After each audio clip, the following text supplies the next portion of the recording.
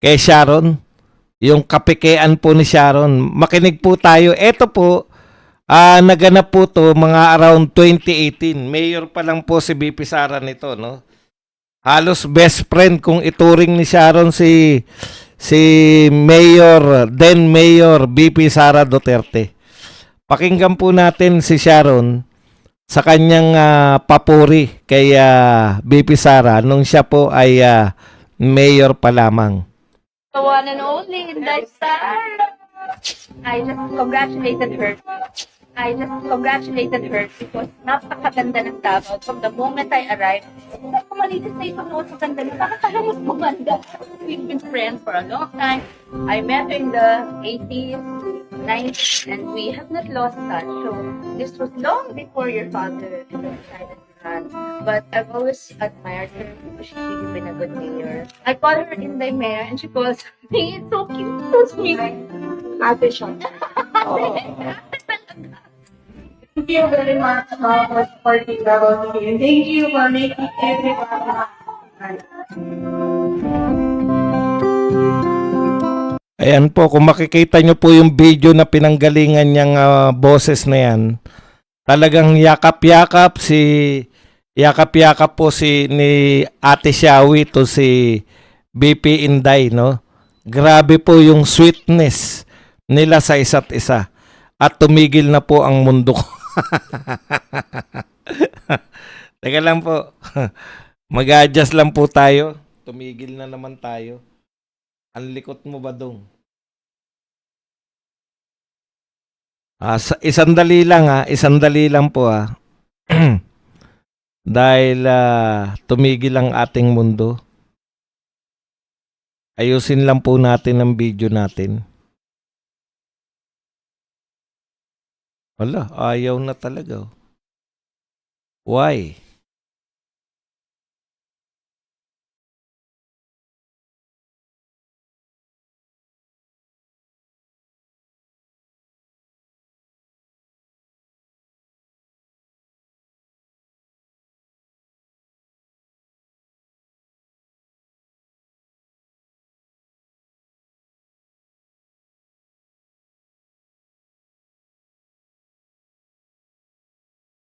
Ayun. Okay, balik pato po tayo mga kapatid. Ayan. Pasensya na po sa mga nagulumihanan kung ano naganap.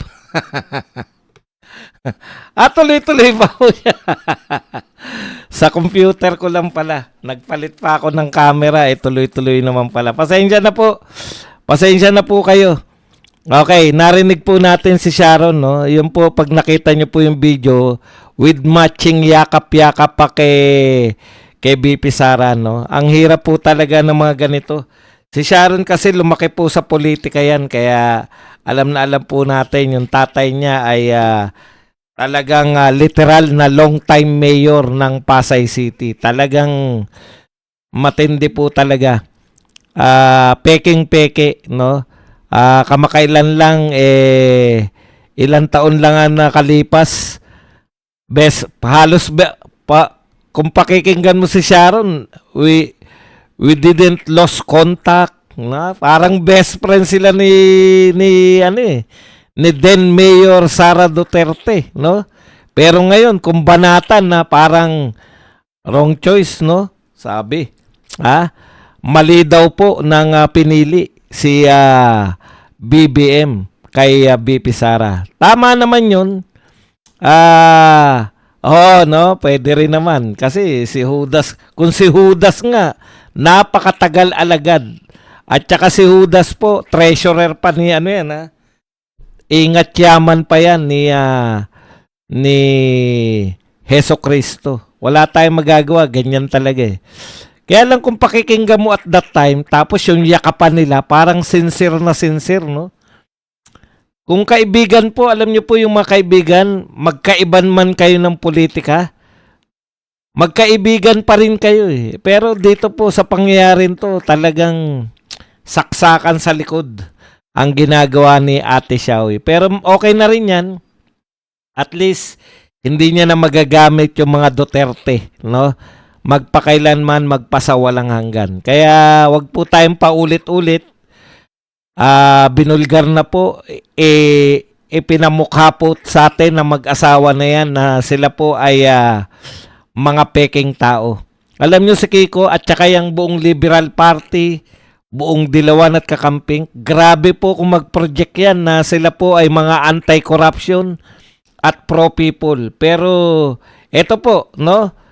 Yung huling pahayag nito ni Sharon Cuneta, so much going on in our country, most of them bad.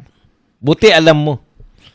Let the president do his job and complete his work before we allow ourselves to judge him.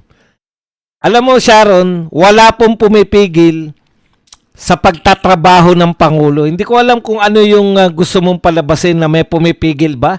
Let president do his job. Wala pong pumipigil. Yun nga ang problema namin sa Pangulo na to eh. Hindi niya ginagampanan yung kanyang mga trabaho. No? Ang lawak-lawak ng korupsyon. Imaginein po ninyo, no? Napakalawak ng korupsyon sa under his watch. Pero kaya pa niyang ipagmalaki na siya ay siya lang ang tanging presidente na lumalaban sa korupsyon. Antindi rin, no? Sa panahon niya na nalaganap ang tunay na korupsyon. Pero sa mga pahayag niya, anti-corruption siya dahil sinabi niya na mahiya naman kayo.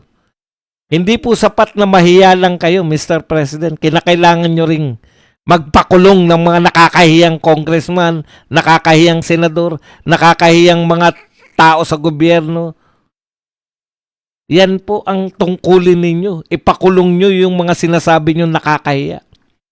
It is our country. We need to prioritize now. God bless the Philippines. Correct, Sharon. I-prioritize natin ang Pilipinas. Huwag nating hayaang warak na ang Pilipinas bago dumating yung 2028. Ako po, talaga si Kiko Pangilinan, ito talaga ang pinakakain suka. Natatandaan nyo nung araw, nung ina-announce po ni Tatay Digong na ipalilibing niya sa libingan ng mga bayani yung tatay ni Marcos. 'Di ba? Si Kiko po ang nagsabi. Alam niyo kung ano sinabi ni Kiko? Pag pinalibingan, huhukayin namin 'yan.